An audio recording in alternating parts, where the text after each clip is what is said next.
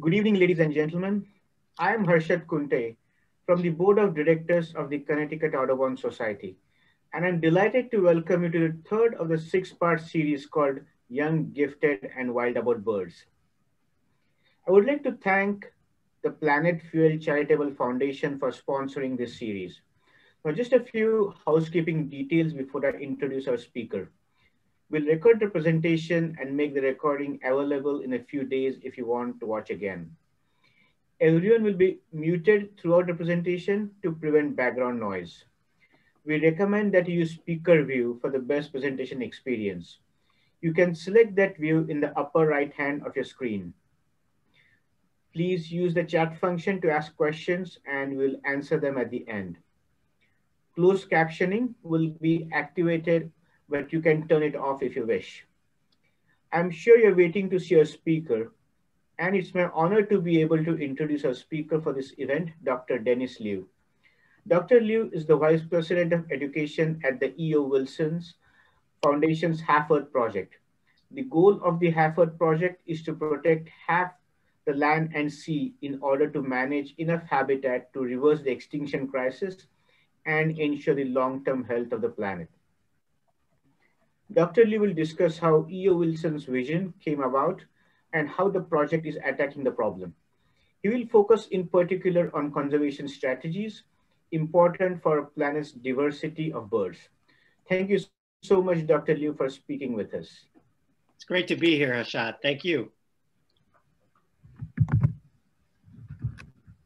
Well, welcome everybody. It's great to see the folks are filling up the waiting room, and I'm so glad you've tuned in. I got to see the previous two speakers in this series, and I've been really impressed. I'm gonna go ahead and share my screen now, and I'll use some slides to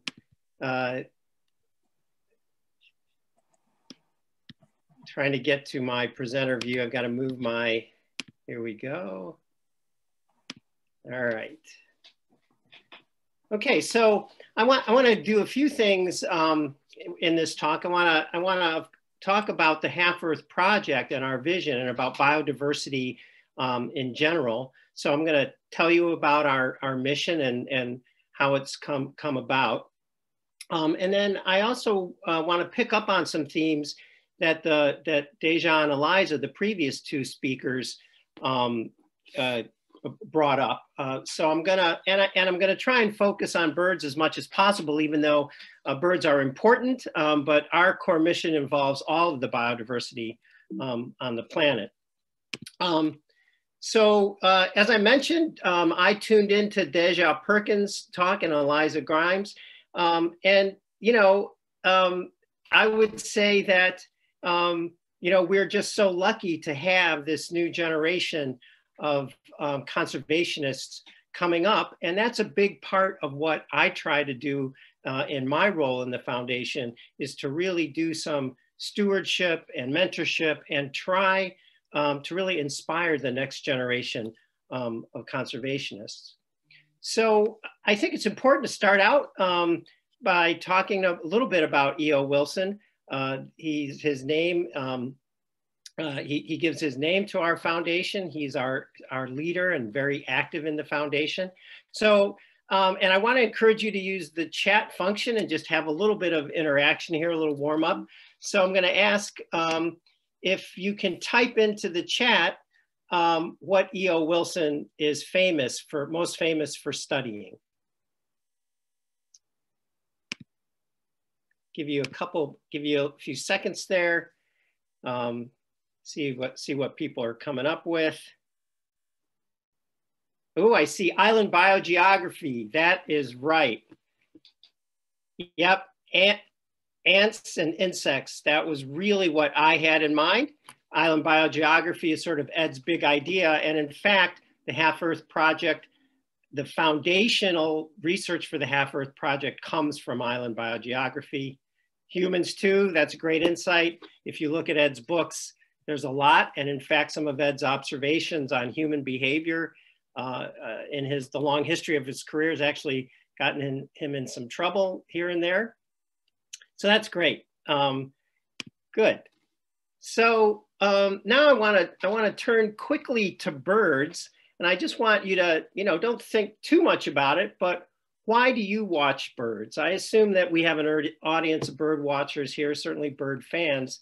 I'm just interested to hear what people find engaging about birds.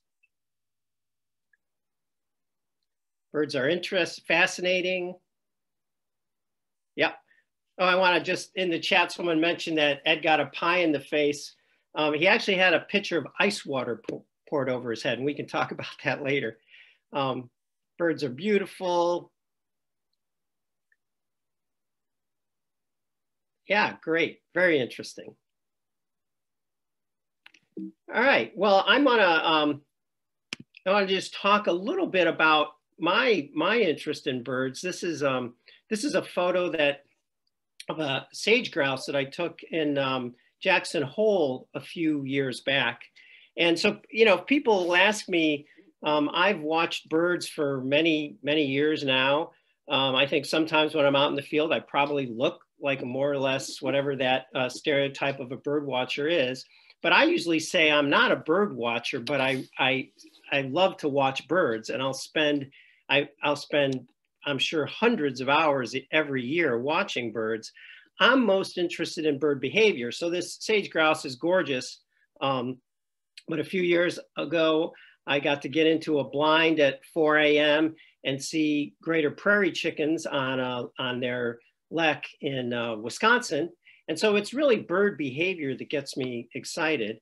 And then just this, as we got deep into the pandemic this spring, right by my house on the Potomac River, there was a family of burrowing owls, and I could go out virtually every morning of the week and see this mom bringing different things to these growing burrowing owl chicks. And it was very interesting to see the way these three chicks related to each other.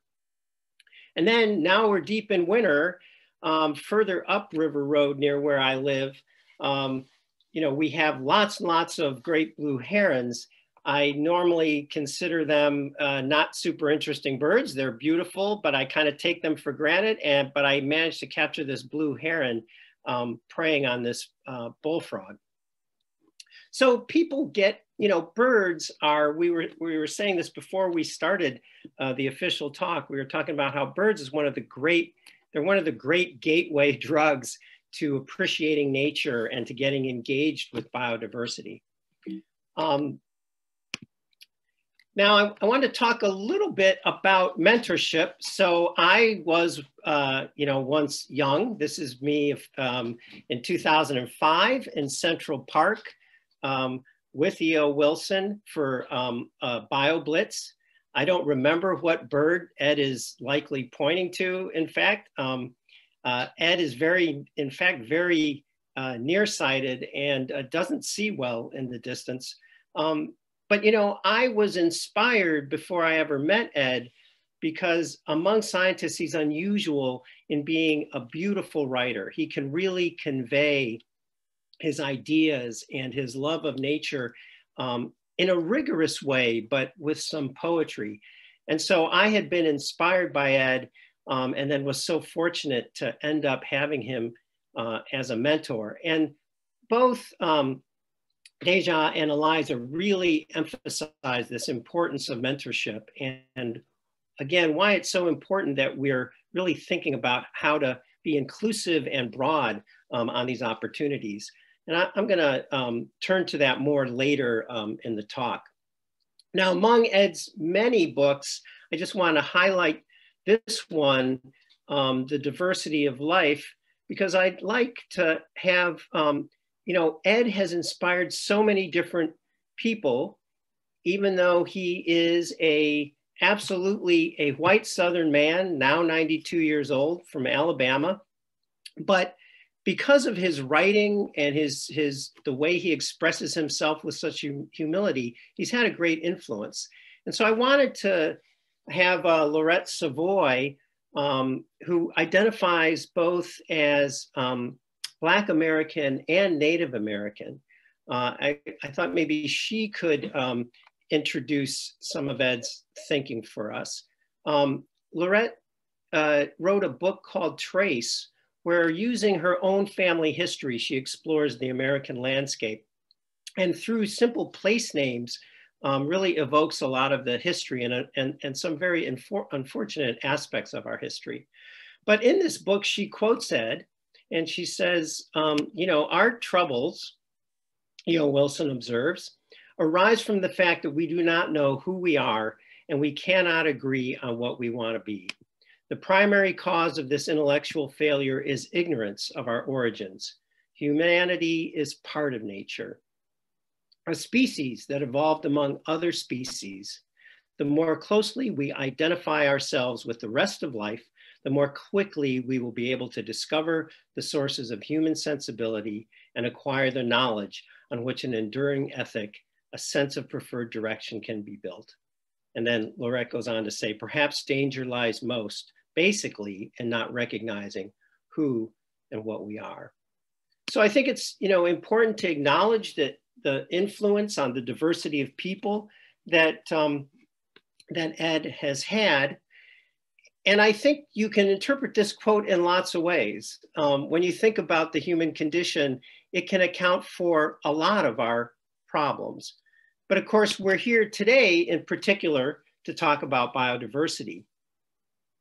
And there's overwhelming evidence now that we're in the midst of an extreme biodiversity crisis.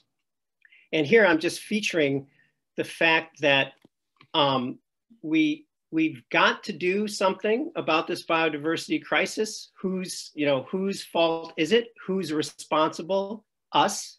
Nobody else is going to fix this for us. And I want to make the other point that the biodiversity crisis is really an abundance crisis. I think sometimes there's too much emphasis on extinction, and extinction is the end product. It's the irreversible end of a process. So even in the case of this audience, so interested in birds, even what we would call very common birds, many, many species are suffering staggering losses. So birds like, you're probably familiar, that the wood thrush numbers are down in the east. Indigo buntings are down, but even what we would consider quite common birds like the eastern meadowlark, their numbers are declining significantly. Now, how do we know what we know about birds? I assume virtually everyone listening now owns a bird guide. And I'm wondering if you could just go ahead and enter in the chat, where do those range maps come from that you see typically in a bird guide? And, simple answers. I mean, I know I spent many years using bird guides, and I never really thought that much about where the maps come. I sort of took it for granted that those maps were accurate, up to date. Yeah, that's great. Yep. So there's references to data like eBird and other data. I like that. I like the answer that it comes from counts and bird watchers. So that's basically, those are all good answers, but the shorter answer of where these maps come from is they are typically, traditionally, they are just expert range maps. In other words, they are taken from one or several experts say, this is where the birds can be found, this is where they aren't. And if you were to zoom in on those borders, in some cases, the experts have not checked the geography carefully, and they might, the detailed line doesn't really go where it should go. And the experts don't always agree. So I think it's really interesting that it's perfect that people mentioned eBird, because I wanted to show, bird watching has changed a lot, and big data has changed birding and biodiversity and conservation in the same way that it's changed so many other aspects of society. So we have now fantastic detailed maps, but I wanted to emphasize my point about abundance, because if you look, so this is from the Lab of Ornithology, basically from eBird data. This is a presentation of a range map. It's a really beautiful map to look at. It's nice that they've got the range for breeding and non-breeding and that sort of thing. But this map doesn't tell you anything about abundance. It doesn't tell you anything about the overall health of this species. And I think it's true. Most of us as birders simply look at the map to say, what are the odds that I'm going to see this bird now? Or, you know, is my identification really right? Is this bird even in the range of where I'm looking? So I wanted to show this product also from the Lab of Ornithology, which is abundance data based on eBird. And these animated maps have just been really revelatory to me. I believe they have something like 800 species that you can look at these animated maps now. And what I like about them so much is it's almost like you can see the population of birds as they're moving through the season. And so what these maps tell you is at any given time of year and in any location, basically what's the probability that you see this bird. So this kind of data has really changed the way we can think about things like bird watching and understand where life is distributed on the planet and what we need to do to be sure to protect it. So let me tell you now a little bit more about the Half Earth Project. Ed published a book called Half Earth, Our Planet's Fight for Survival in 2017. And that's where he made the bold call that we needed to protect half the planet for the rest of nature. And now the foundation has made this a project, and we're really trying to put meat on the bones of this project. And we want to build a movement culture. So we're trying to be leaders in the conservation movement. We're trying to provide inspiration.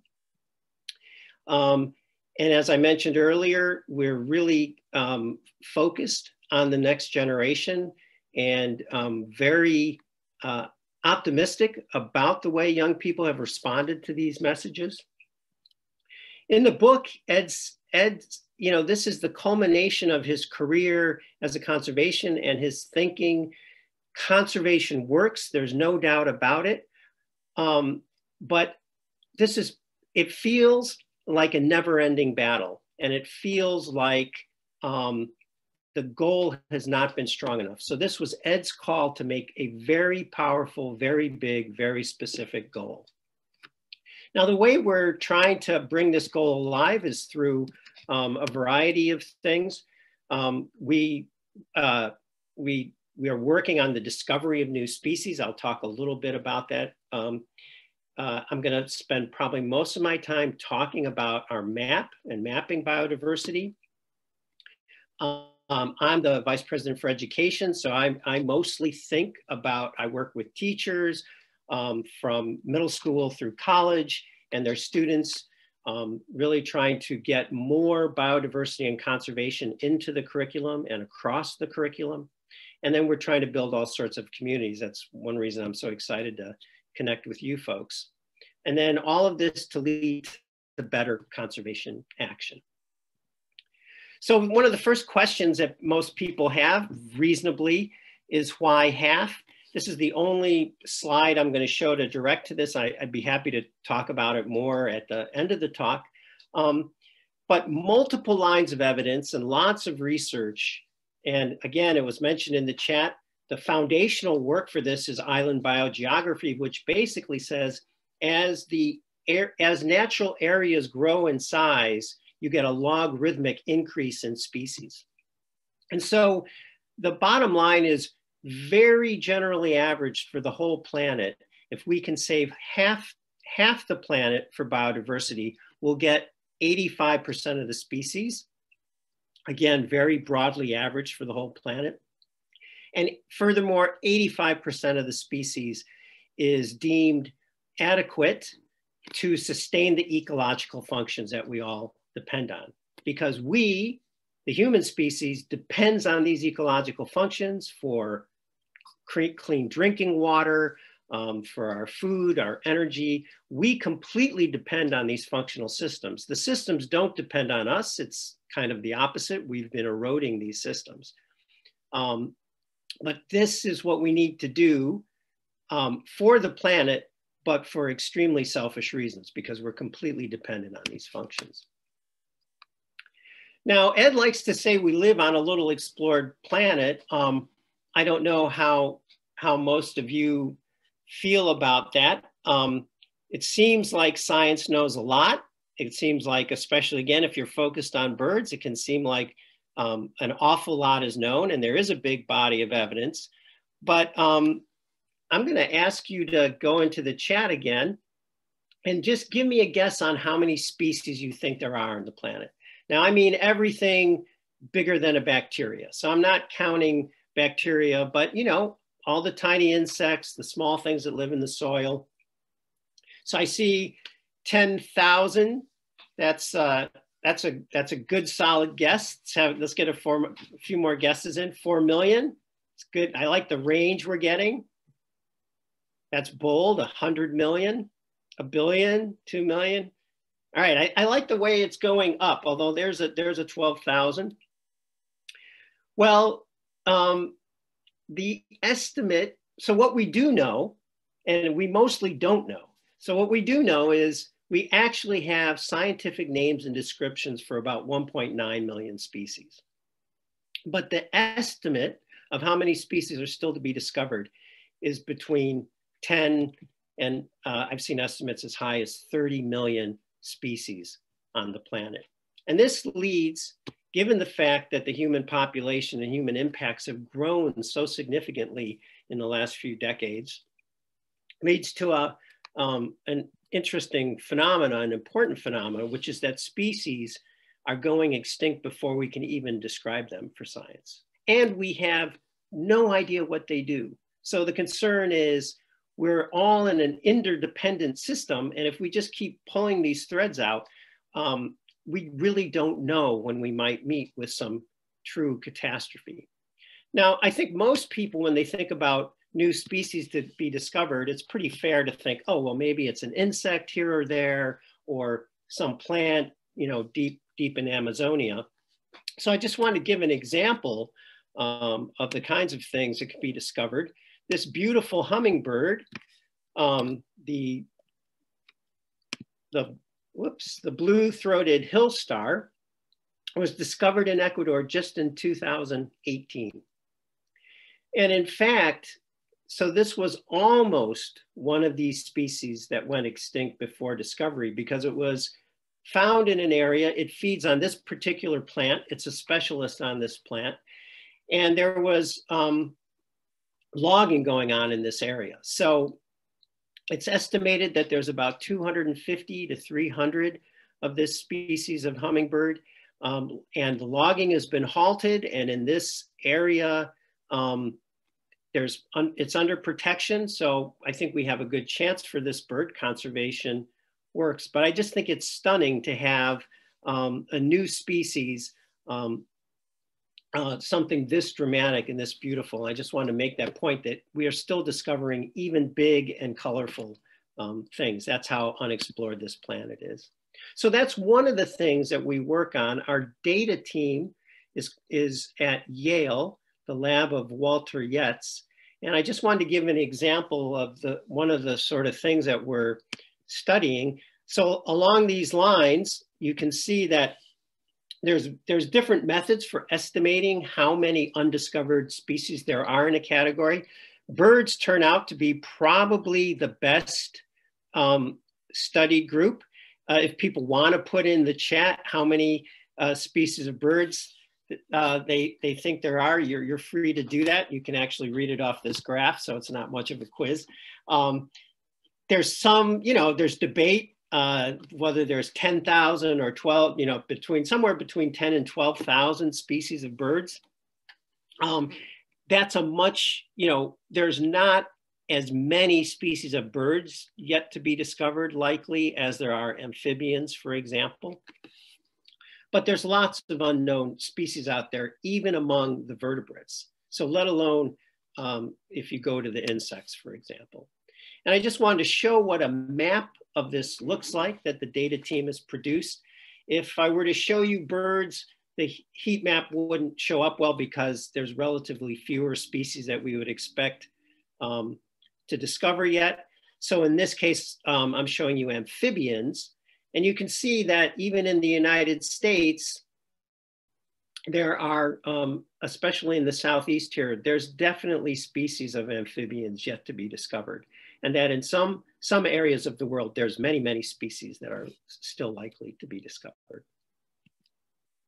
So we live on a little explored planet, but how do we make conservation decisions? We've got to take the data that we have and do the best we can to take the best actions. And we, I've been talking about the fact that we don't know everything, but I don't want to leave the impression that we don't know a lot. So we have a lot of good information and evidence, and we've been trying to collect that information and place it on a map where decision makers, conservationists, interested citizens like yourself can use this map to get a global perspective on the biodiversity of our planet. So this, in this quick video, I just want to give you a quick introduction to the map. Here in green, we're just highlighting already known hotspots of biodiversity. And here now, priority places for biodiversity. So if you visit the map, Half Earth map, you can click on those spaces and learn more about those places. But one of the best features is these three layers: biodiversity, conservation areas, and human impacts. So now I've clicked, now we're looking at the richness of all biodiversity.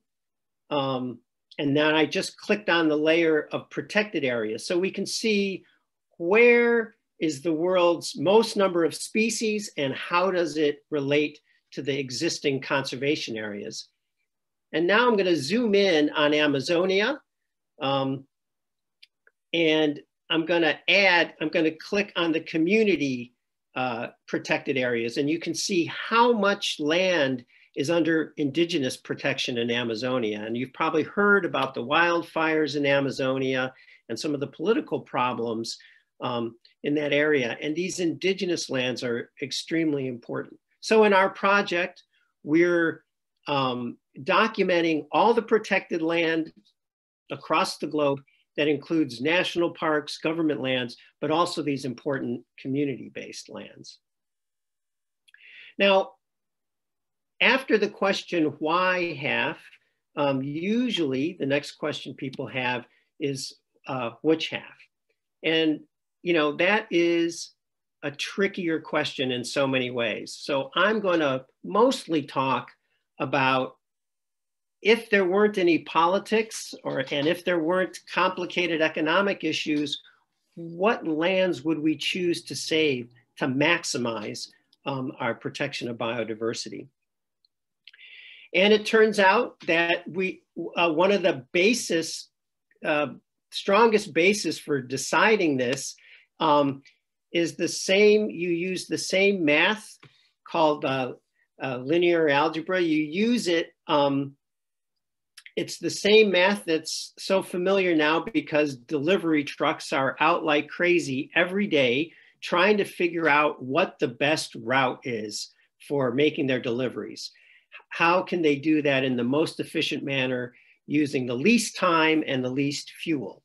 So in some ways, if you think about each of these houses as actually having species, either rare species or lots of species, the basics of the math we use is to come up with a network of reserve systems that maximizes the protection of the species that would be in these houses. And in fact, if by connecting two of these locations, we can get even more species saved, then that gets a better score in the system that we're using.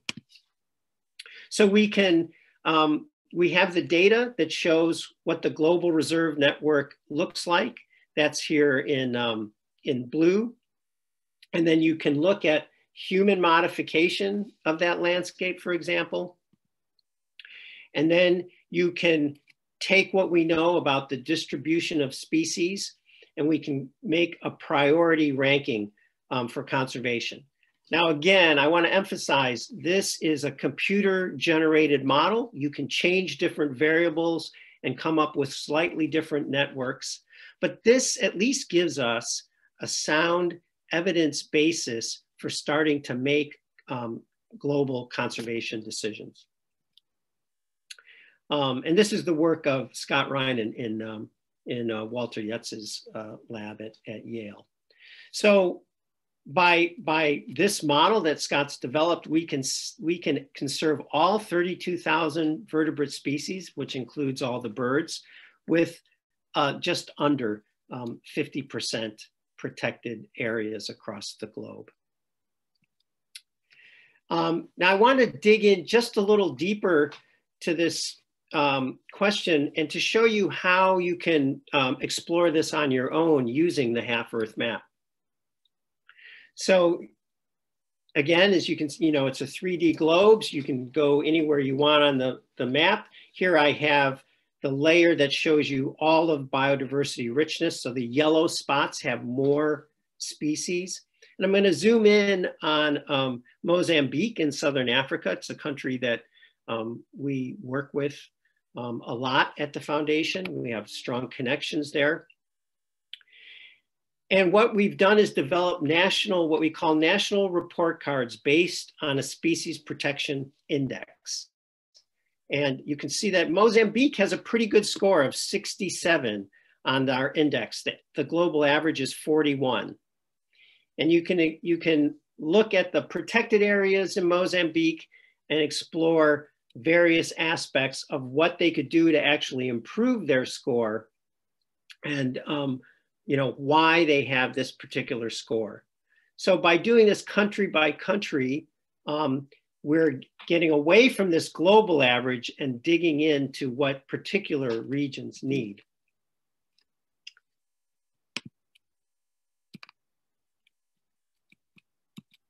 And then you can also dig in a little deeper. Again, you can see, for example, you can see that Mozambique has 725 bird species, only one endemic, which actually kind of surprises me.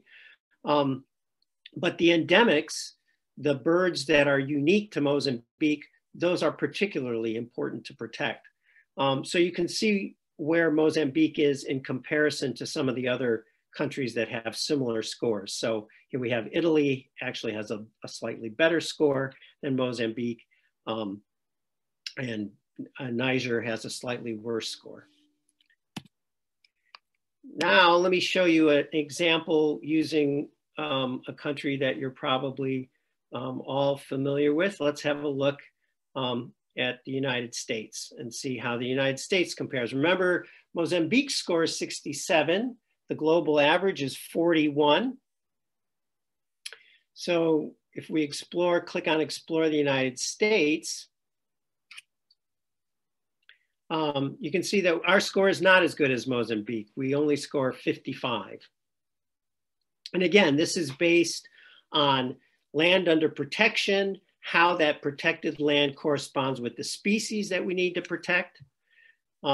Now, United States is a very big country. So we have species and 49 endemics. I was actually surprised that we had that many endemic species. Of course, these scores include Puerto Rico and Hawaii, for example. So that affects the score. Now you can also, so while you're exploring the United States, you can dig into the challenges and the rankings. This particular graph that you see on the right with the US in purple in the center, that shows how our ranking compares. And you can see there we are sort of in the middle of the pack. And then you can sort this data in other ways when you visit the map.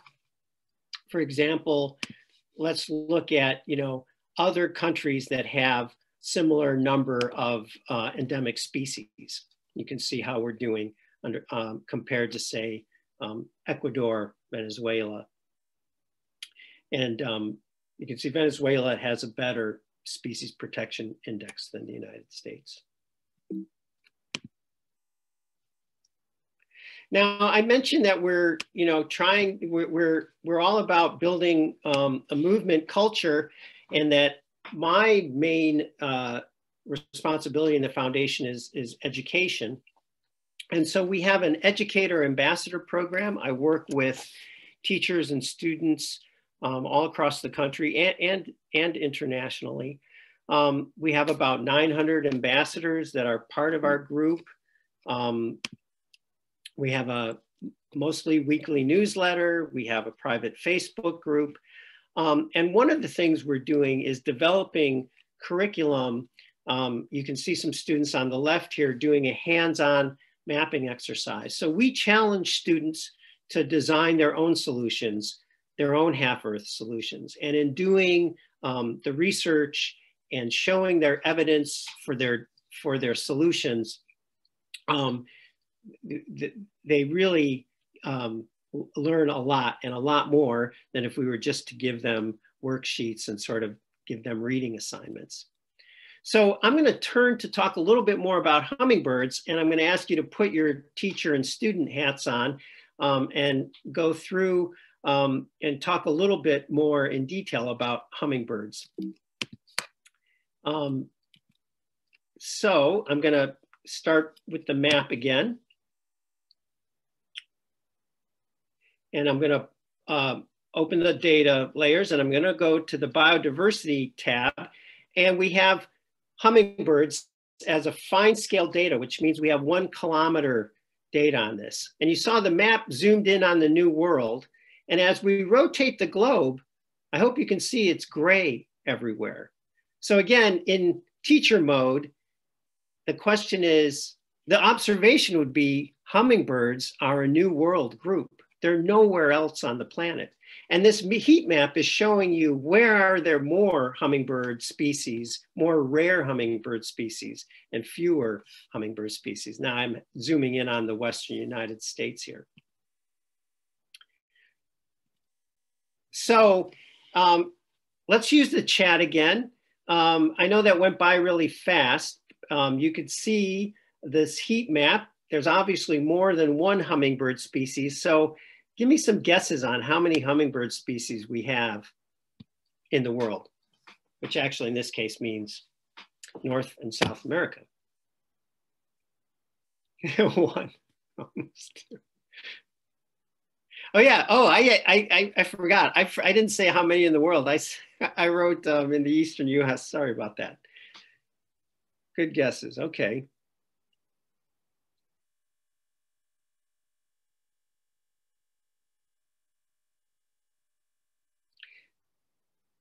Yeah, I was living in the West when I first got interested in hummingbirds. And so when I moved east, I was amazed to find out that there's only 1 hummingbird species.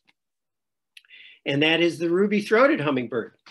It took me a while to convince myself that I wasn't seeing at least 2 species of hummingbirds. Now, of course, there are occasional, you can see occasionally see another species of hummingbird, but they are not, they're not native to the East. And this is data from our data partners, the Map of Life. And I just wanted to emphasize again this point of big data, and that if you're an iNaturalist or an eBird user, you're in fact contributing data that once you contribute what's verified as research quality observations, that gets us sectioned to the databases that we in fact use to make the half-Earth map. And what's great is to see that in this case, these expert range maps, which you can see in yellow, all the gray dots are the actual observations that folks like you and me have been making. And you can see that there's very good agreement between the expert range maps and what citizen scientists are observing. So only 1 species here, here in the East. We are not rich in hummingbirds, but this is a beautiful, it's a beautiful bird we have. And I wanted to show, again, I wanted to return to the Lab of Ornithology animation, because I think the ruby-throated hummingbird is one of the most stunning examples. Because there are so many observations, we just have spectacular data. And the point, you know, when I ask students, you know, what, you know, like if you were to try and conserve the ruby-throated hummingbird, where would you, what lands would you have to conserve? Could you just, you know, could you just protect half of their territory in the United States? No, you couldn't, right? They absolutely depend on these wintering grounds in Central America, for example. And that's why things like good agroforestry, supporting good agroforestry in Central America, like perhaps where you buy your coffee from, do you purchase bird-friendly sourced coffee? Those things can really make a difference for these birds that are wintering in Central and South America. What we sort of maybe think of as our birds, in fact, have these big ranges. So this is just a great example where the static range map just doesn't tell the whole story.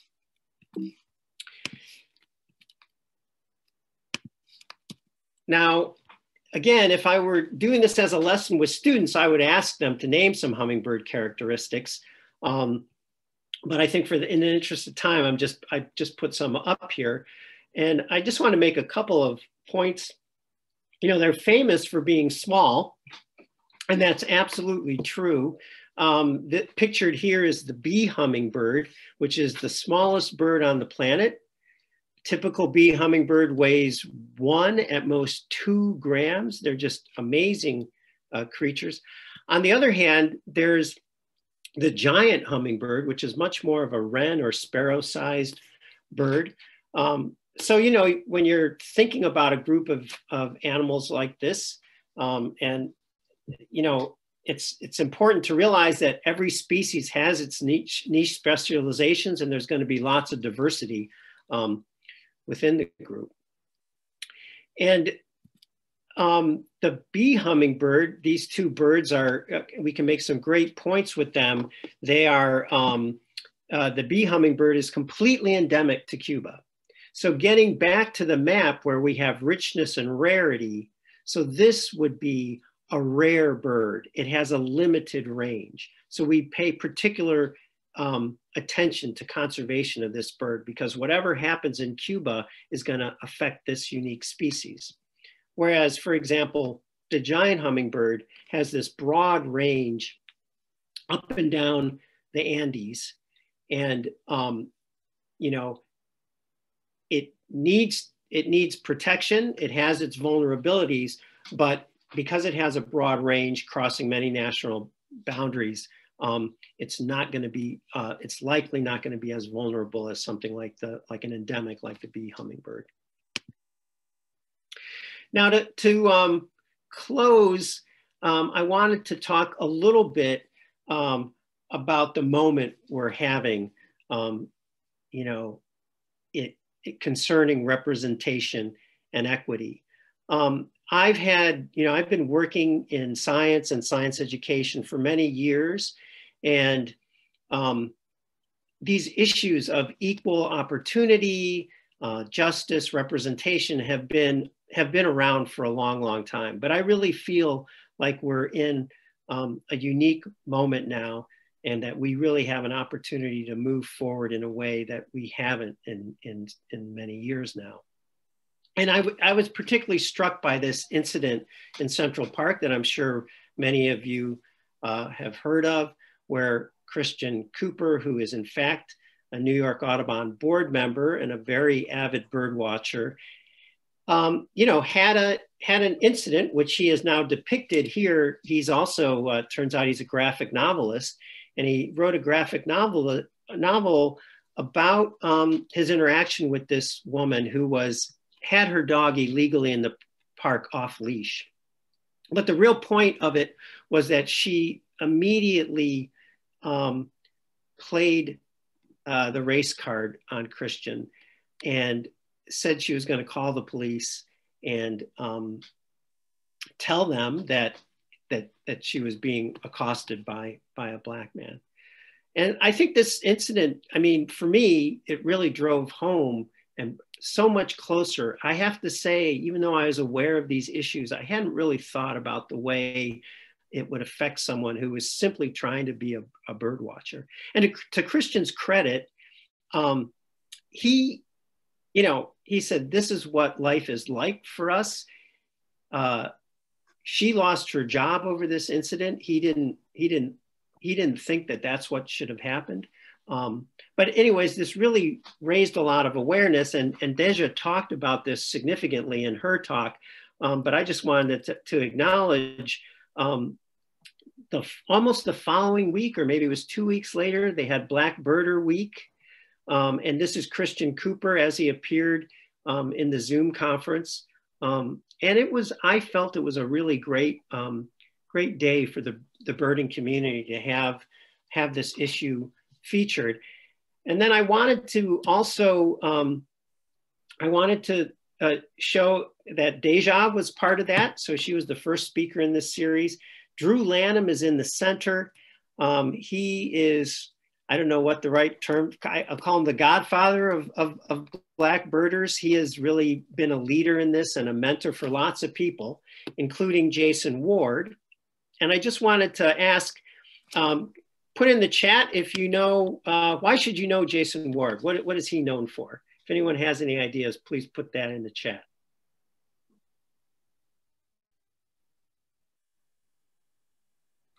Looks like maybe Clemson. Yeah, well, that's where Drew Lanham is a professor at Clemson. That's right. All right. Okay. Oh, well, that was from Tom. Yep. Has his own bird. Yep. So let's see if this will play.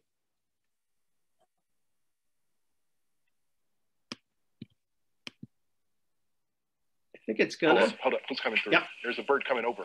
This looks like a falcon. Watch the gap here. Nope. Nope. Who are you? Whoa, Coop. Yep. When I was 14, I spotted a peregrine falcon eating a pigeon on my windowsill in Bronx. I never looked back.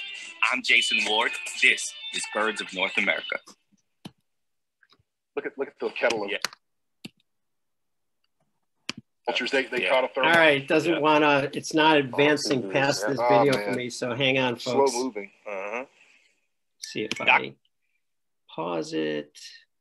I'm gonna pause my share. I'm gonna stop sharing and go back in. Sorry about that, everybody. Hold up. Please come. Yeah, this is what, there we go.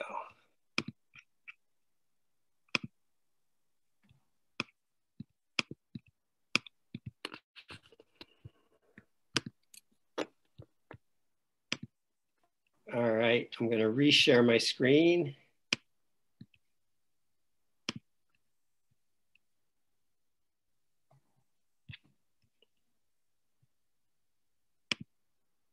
Let's go my desktop.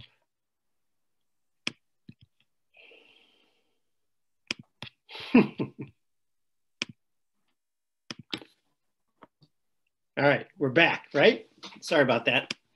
Anyways, I just wanted to feature both Drew and Jason. I just think, this is the way mentorship works. I just think it's so important that we've got these diverse voices. And I wanted to close by returning to Ed. And, I've mentioned Half Earth, obviously. I hope probably many of you have read some of Ed's work. Letters to a Young Scientist is another book where he's really trying to encourage anyone who has an interest in science to pursue their passion. It's a great book to encourage young people interested in science. My personal favorite book of Ed's is Naturalist. And so I'm really excited that just published is a graphic version of Naturalist. They stayed true to Ed's, an amazing creative team, pulled together a new generation of people with some of Ed's ideas. They've done really creative things with this book, where Ed appears in frame at different ages, making observations about himself, as a young person. Here you can see in the lower right, they break the frame. Ed was one of these fortunate people. As a kid, he made observations that were original, important observations for science and conservation. And so by breaking the frame, they show Ed thinking back, reaching back to his boyhood to get these lessons. And then I wanted to point out in particular a passage in the book where, Ed was sort of a model Boy Scout. And at this time in the 40s, they were expanding scouting. And Ed was asked to give a talk to a group that was forming in a rural part of Alabama, a Black troop. And in this part of the book, Ed observes that, he didn't feel so good about it. He knew that their opportunities were very limited. And, we can only hope that we can continue to work on changing these things. And then here in the closing frame of it, Ed is looking back, he's looking across the river, and he's reflecting that, he admired civil rights movement, but he was no particular liberal himself at the time. So this book is really powerful, I think, because it has these personal insights, but he also talks about his very important scientific work. So I just like to close with a few websites, just so you can find the foundation, where these websites are where you can find the foundation web pages. The Half Earth Project has its own page.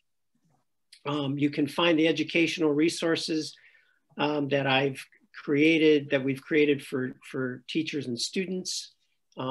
Includes a biodiversity reading list where we've really tried to incorporate diverse voices. And then I've also provided my email address. I'd be more than happy to hear from people. If you have any follow-up questions or observations, I'd be really happy to entertain them. And that's it. And I'd be happy to take some questions.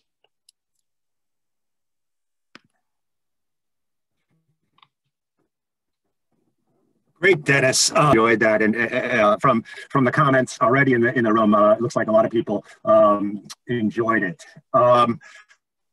There are already several questions in the chat, and I'm going to go through those, starting with our earliest ones.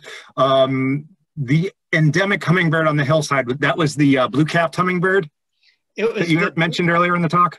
Right, the blue-throated hill star. Oh, blue-throated hill star. Okay, sorry. One person asked, is that population vulnerable? Oh no, sorry, Patrick, you're breaking up. I didn't catch that.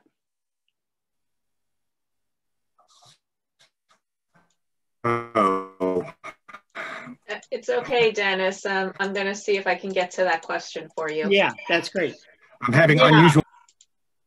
Yeah. Can you hear me now? Yes. Yes. Yeah. So that question was, are there enough remaining members of the species? Yeah. So I'm going to. Yeah, you're breaking up again, Patrick. So I'm assuming the concern is about mating pairs. And I mean, I think this is a great, so I'm going to stick my neck out and say that I think there's a big enough population and that this has never been a widespread species. So there's reason for some optimism.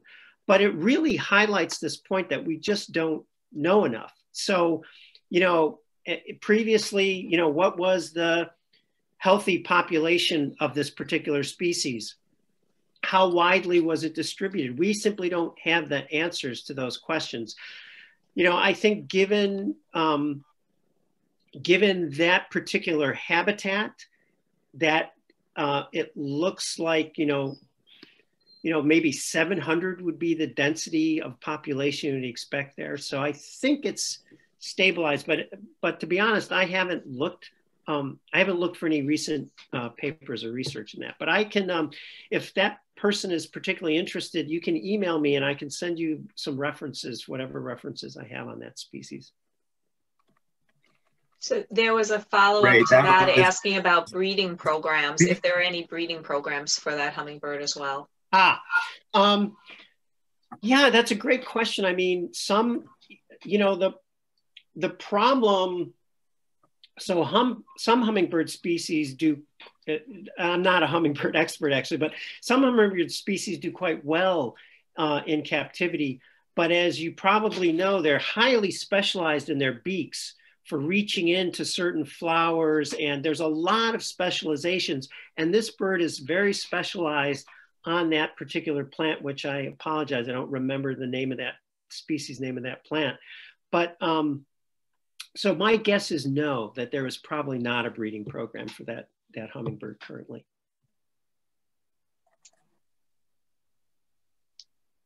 Let's see, Patrick, your picture is frozen. Hopefully my connection is. All right, probably take your camera down. Let's see if we can hear you again. Can you hear me now? Yes. Okay. Great. The next question comes from Astrid Niles, and she asks, is there a name for the career of searching for new species? Yeah, it sounds kind of funny, but the people who do most of this work would call themselves taxonomists or systematists. So, Ed has called for what he's called the Linnaean Renaissance, and that's a reference to Carl Linnaeus, who, of course, gave us the Latin two-part name that we give each species. That's called taxonomy.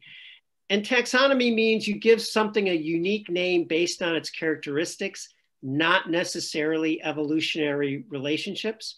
So in more modern synthetic science now, we talk about, we can include evolutionary relationships and how different species are related by characters. And it's been an ongoing worry that we don't have enough taxonomists. I mean, I completely rely on these folks. Many of them work for museums. But, when you think about how many groups, important groups of organisms there are, let alone individual species, we do not have the professional trained workforce to cover that diversity of life. And there's it can take a long time. For example, story just kind of broke this week, believe it or not, of a new whale species. Now, the reason it's a new the species has been known, but since 2008, this group of scientists have been working on understanding whether a subspecies, whether these two very similar whales are actually different species. And it takes a lot of time to determine something like that. So now they're confident that they're actually two different species. But, again, in the case of birds, we're in pretty good shape. There's probably enough bird specialists. But for the rest, for many other groups, we simply don't have the trained people. Taxonomists. Actually, I believe I had typed this into the chat. I believe that there are two new species of whale that were discovered, and the one a species of beaked whale. So, or a relative of killer whales, and a species of beaked whale. I looked up the blue-throated hillstar on IUCN, and it's not even evaluated yet. Yeah. it's that's right. They don't have sufficient data. Okay, so I would say that, you know, most of the people in the field are concerned that this is already certainly a threatened species, but right, they don't have enough data. And if I could just double down a little bit, the IUCN terminology can be very misleading. You know, like when you read least threatened, it doesn't mean it's not threatened. And again, extinction is that irreversible end of the process. So, yeah. Yeah, coming. Oops. Blowing. Patrick, we lost you again. Our black leg tiddywig. Oh. We've been losing you. Yeah, we can. I'm gonna answer. I just see in the chat a little follow up on the taxonomy question, and absolutely taxonomists work in the field. And I would point you. I mentioned that we have a strong association with Gorongosa National Park, and I would look up Peter Nazrecki from Gorongosa National Park. We support Peter's work. I'm going to put it in the chat here. And Peter is a fantastic naturalist, taxonomist, and he's in the field half of the year at least, and then also works in the lab. And also works with museum collections. So a lot of times if you discover something that you think might be new in the field, you're gonna turn to museum collections to see what's there. And in fact, new species have been discovered in museum collections, of course, because they've just been collected, but never classified or not properly classified. So we have a question where somebody asked, when you brought up the first geomaps, someone asked, what are the red protected areas in the water? And they followed up with asking what protection means. Like, what do we mean by protection? Those are great questions. So the IUCN that maintains the red list, the International Union for the Conservation of Nature, a European-based international organization, they collect and steward most of the data on biodiversity. And they also have a very rigorous definition of protected areas. And we count the first two highest levels. So all four levels emphasize biodiversity, but I also want to make the point, they also all emphasize justice and equitable use of the land for people and respect of culture. The topmost level is like in US national park level type of protection. And then there's, land trust type, like TNC, the Nature Conservancies, those type of land trust protections. Some state parks in the US, for example, most state parks would meet the criteria. But it's an important point that in the case of the United States, the protection is probably underestimated because there's very important lands under private ownership. The problem, of course, is that there's not necessarily a legal protection of that land in perpetuity. So it mostly, again, to be more succinct, it means that the priority is to preserve species and the native habitat. And of course, restoration counts, eliminating invasive species counts, restoring native species counts. And there are, for example, the Northeast Wilderness Trust is the only trust completely dedicated to wild lands, because some land conservation trusts, they keep space open, but for example, maybe for sustainable logging. The Northeast Wilderness Trust is completely dedicated to wild lands. But there's a lot of discussion over what the definition of wild should be, and whether in the current situation with climate change, invasive species, lots of human impacts, maybe we have to do more management. The notion that we can just let things run wild and that that's going to be a better ecology or a better habitat it's not clear cut that that's the right answer. Hear me now. Okay, Patrick, you're still having problems. So we have a few questions on the maps. One, someone asked if they're available to the public, and if so, how to access. And I'm not sure if they were part of your links at the end. Someone asked what country has the best species protection index, and as a follow-up to that, are scores based on active protection or undeveloped land? I'm typing in what I hope I typed in. I hope I typed the right URL into the chat. But yes, the maps are completely publicly available. I would just love it for folks to visit the map, explore the map, and then I'd love to hear back from you about ways we can improve it, whether, what you find easy or confusing about it. And then the species protection index, that's a great question. I believe the country with the highest score, I believe it might even be 100, which is the top score possible, is either Luxembourg or I think it's Luxembourg.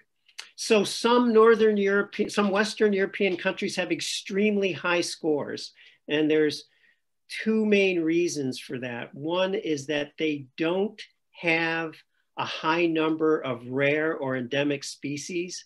And for the biodiversity that they have good protection. So it's a great point. And the way we'd like this index to be used is for any given country to be able to see at a glance what they could do basically to improve their score. So for some countries, if they have just a few endemic, rare, range limited species, right? Species, the extreme would be species that only live in that country, then their score can go way up if they take specific action to protect that species. So that's the way we'd like to, see it used. And also just I think it's engaging for people to look and compare how their country looks. As I present this to teachers and students, it's amazing the power of maps and how, most of us are used to looking at some maps, but we maybe have never looked at a map of what does forest cover look like, in the United States. And it can be, I've seen it, I've just seen the light bulb go on in students' eyes when they start looking at the different ways you can layer data on a map and start seeing like, oh, there's a mismatch between where we have protected areas and where the species actually live, for example. So we're trying to be more rational, provide a tool to be more rational about these things. Okay, I think Patrick's back with us. See if I can get him to unmute.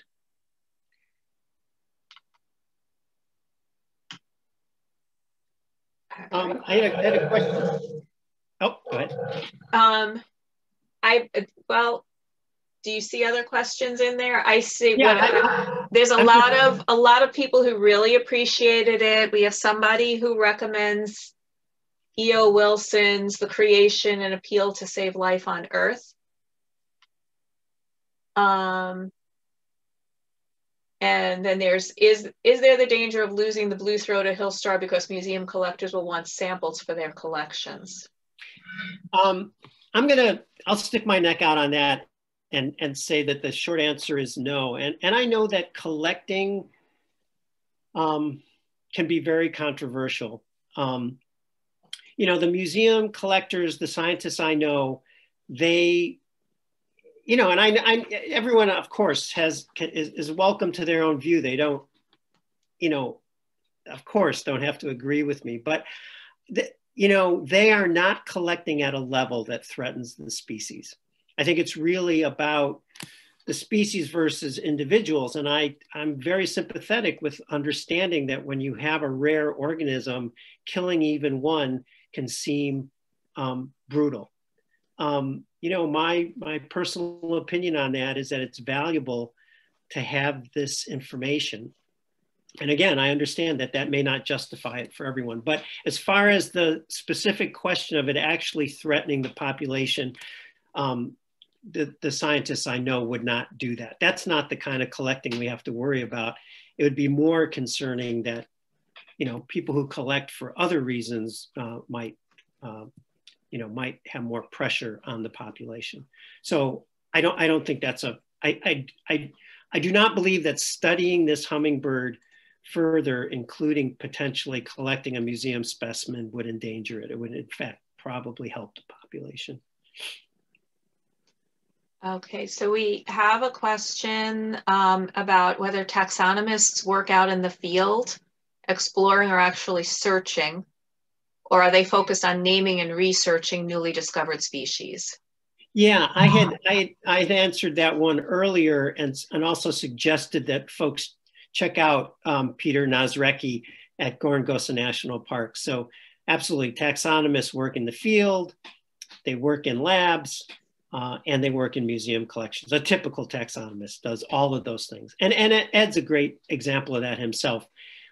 He was curator of insects at Harvard for many years. He took care of those collections. He has lots of specimens, but at the same time, he spent lots of time in the field as well. How does one go about discovering and describing a new species?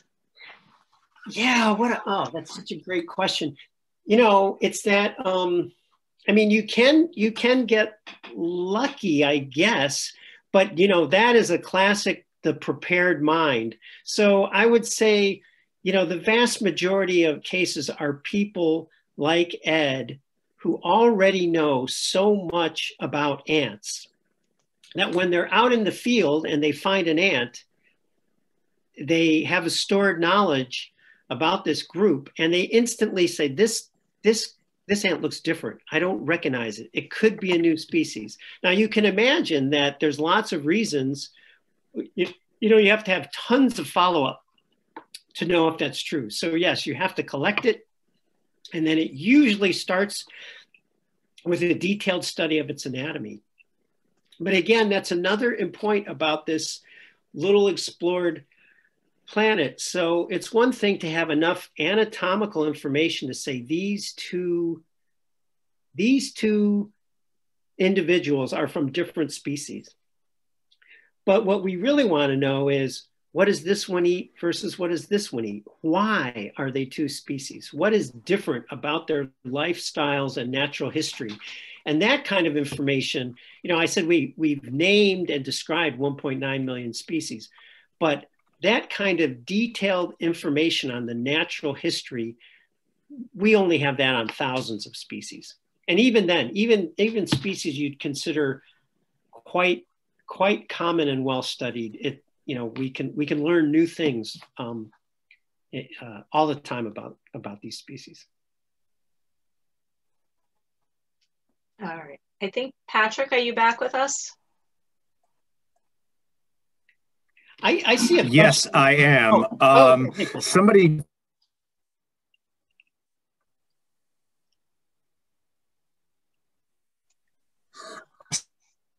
Well, while Patrick is... Somebody, yeah, that they've heard that resources for land conservation are dwindling.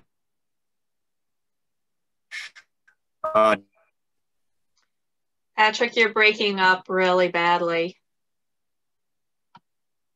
But Patrick made a good comment in the chat about the Great American Outdoors Act and Connecticut Audubon's role in that. 900 million annually provided for conservation efforts in the U.S. You know, obviously, like a lot of people, I feel optimistic about that we could be moving into a new era. And you know, understandably, we should all be sort of obsessed with the fact that we're living through a pandemic. But, you know, on the other hand, I think it's really those of us who are able and in the sort of circumstances to think about the planet, I think there's a real, I think there's going to be a renewed focus on the environment in general. And so, you know, I feel some hope. I saw a question about urban biodiversity, and I just want to mention, again, you know, Deja gave a great talk talking about urban biodiversity, but I'm really interested in this for lots of reasons, including the fact that, you know, the vast majority of our students are growing up in urban environments, and we have to, you know, Ed coined the term biophilia. We have to find ways to switch on this biophilia in young people. And in fact, there's tons of species, you know, for both for better and worse, who are well adapted to living in our urban environments. And there's fantastic biodiversity in and around cities. Great studies have been done, great opportunities for citizen science in cities. And I'll mention a particular organization that people should look up. It's called Biophilic Cities. It's run out of the University of Virginia, out of UVA. They have lots of great information about urban biodiversity, but also about how to make our cities friendlier to biodiversity. Now, I just also want to mention that, you know, it's the footprint of cities, right? So literally the space that cities take up, where we live in concentrated areas, that's not really the danger to the environment. It's all the knock-on effects of the population, the food we need, the waste we produce that has the impact on biodiversity. So in the United States, the huge impact on biodiversity is agricultural lands. So it's extremely important to find biodiversity-friendly agricultural methods are really critical. So Dennis, we had a question about the widespread use of half-earth curriculums in schools, doing problem solving with maps, and how schools might connect with the curriculum. Yeah, well, I would, you know, if you have someone in particular in mind, email me, and I'll put my email. It was up on the, but I'll put it in the chat again.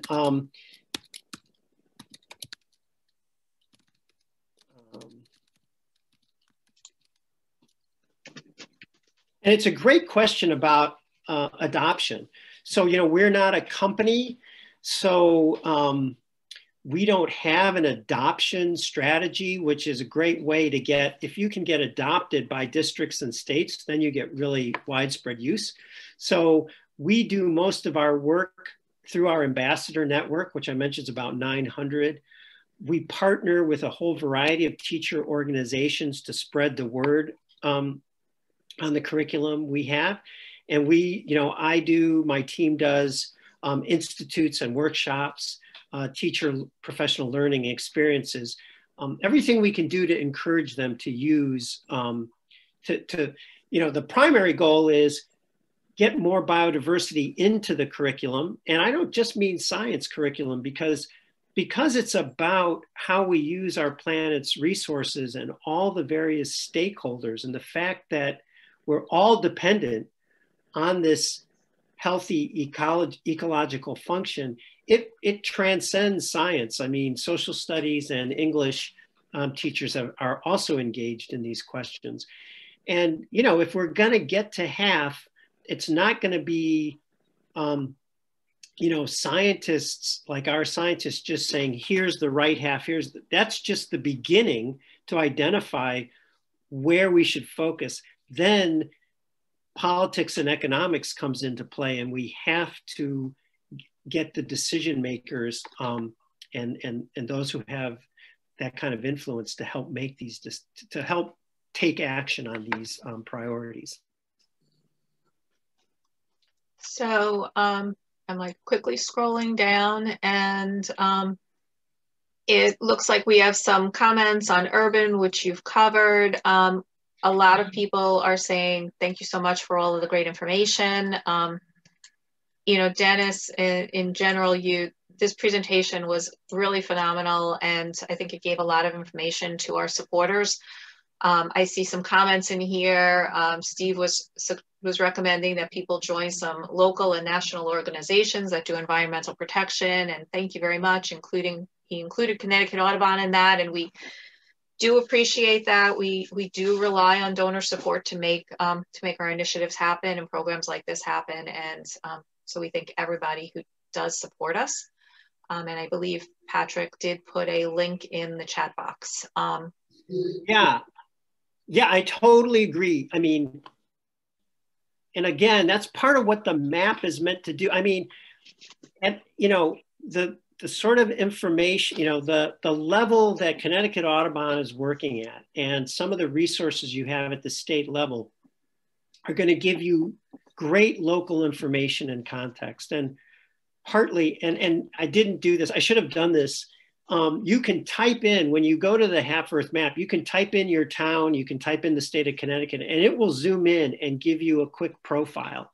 I think the real value in our tool is that ability to zoom in to a local place you're interested, but then also pull back and get the global perspective. So I think it's a good complement. But I think your local grassroots and even bigger regional organizations are potent, and you should totally support them. So I believe Patrick might be with us to thank everybody. Yes, I am. Unfortunately, I can't turn my camera on. My internet is very unstable tonight, which is, I don't know why.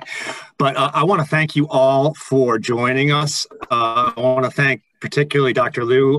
He was amazing. This was really a great presentation. And that Earth water drop,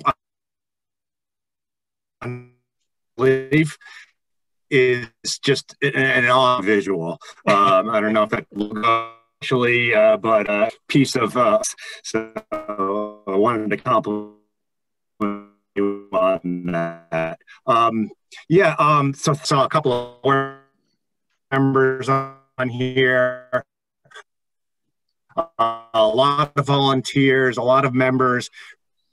We couldn't do it without any of you. Andy Griswold found a brown pelican that was in need of rescue, and I ended up coordinating this whole effort, and we rescued this brown pelican. It's now at a rehabber, doing well, and you know, we're hoping it's going to be released back into the wild. We're passionate about birds and great work, so thank you all. And when I say we have accomplished this, or we're doing hard work, I count all of you in that. Any of you who have supported or volunteered Connecticut Audubon Society, all our members, thank you so much. It's been a great year for in Connecticut, and it's all because of you. Thank you. Sounds great. Thank you, Dennis. Have a good evening.